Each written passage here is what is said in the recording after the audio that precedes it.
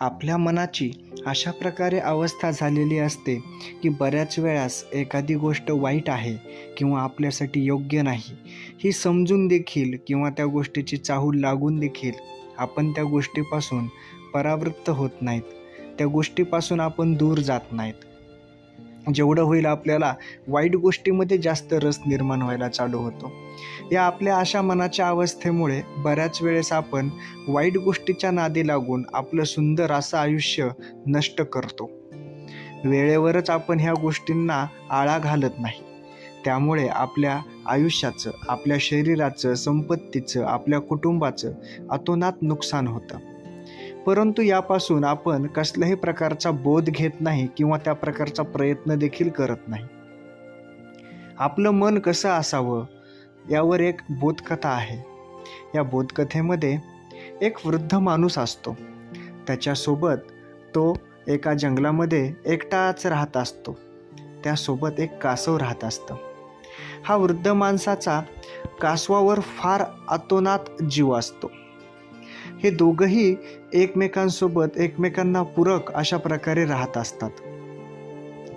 त्या वृद्ध माणूस थोडीफार शेती असते, त्या शेतीमधलं काम करतो आणि त्यावरच त्याची उपजीविका चाललेली असते.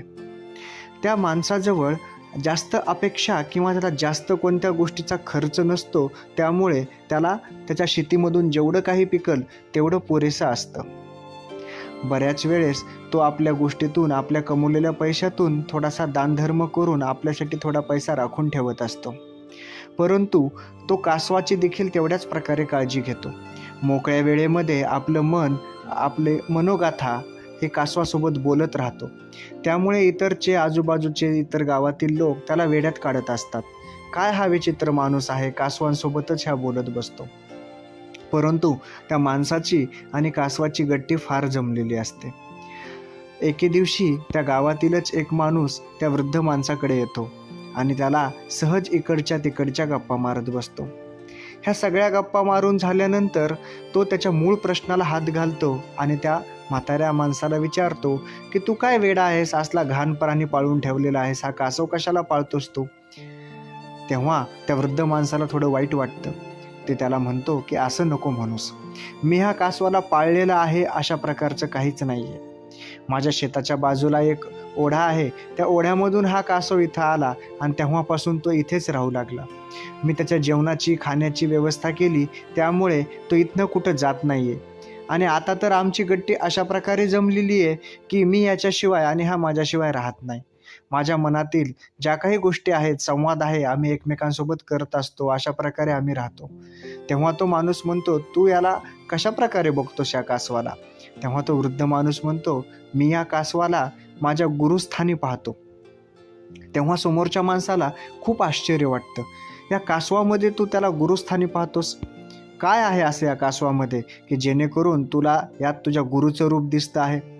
तेव्हा तो वृद्ध म्हातारा माणूस सांगतो, या कासवाने जीवनामध्ये कसं जगावं हे आपल्या सर्वाला संदेश दिलेला आहे. या कासवाला थोडीही वाईट गोष्टीची चाहूल लागली, थोडीही भीती वाटली किंवा थोडंही काही वेगळं विपरीत घडणार आहे जे चांगलं नाही, तेव्हा हा कासव आपलं संपूर्ण अंग हे स्वतःमध्ये लपवून घेतं, चोरून घेतं. म्हणजेच कासव हे आपल्या मनाचं प्रतीक आहे. जर आपल्याला एखाद्या वाईट गोष्टीची चाहूल लागली, एखादी गोष्ट वाईट आहे, ती करण्यायोग्य नाही आहे, वाईट मार्ग आहे, हे जर आपल्याला चाहूल लागली, तर आपल्या देखील मनानं त्या गोष्टीपासून स्वतःला चोरून घेतलं पाहिजे, त्या गोष्टीपासून स्वतःला लांब ठेवलं पाहिजे. एवढं जरी आपल्याला आपल्या आयुष्यात करता आलं तर आपल्या एवढं सुखी कोणी नसेल, आपल्या एवढं आनंदी कोणी नसेल. हे कासव म्हणजे आपल्या मानवी मनाचं प्रतीक आहे. ही गोष्ट प्रत्येकाला समजली पाहिजे, असं तो वृद्ध माणूस त्या समोरच्या माणसाला सांगतो. तेव्हा त्याला त्याची गोष्ट पटते. आणि असंच आपल्या जीवनाचं आहे. ज्याप्रमाणे कासव थोड्याही वाईट काळाला किंवा आपल्यावर होत असलेल्या आक्रमणाला स्वतःला बचवून ठेवण्यासाठी स्वतःला आकसून घेतो, त्या स्वतःच्या कवच खाली स्वतःला झाकून ठेवतो, त्याचप्रकारे आयुष्यात देखील वाईट गोष्टी घडणार असतील तर आपण त्या वेळीच ओळखून आपल्या मनाला देखील आवर घालणं आवश्यक आहे.